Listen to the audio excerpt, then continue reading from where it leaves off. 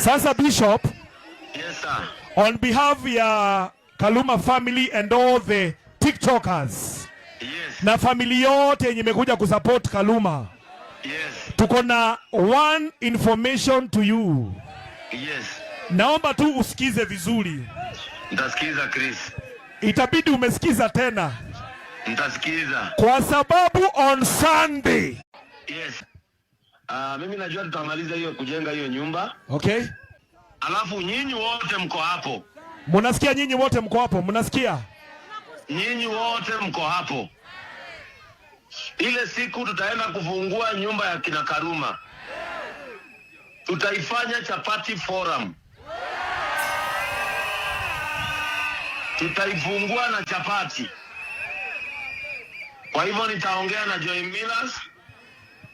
Watupatie ile unga yote tutapika huko. Si hapo ni sawa? Yes. Sasa siliwaombee ndio nikawatch game ya Arsenal. Watu wa Arsenal hala!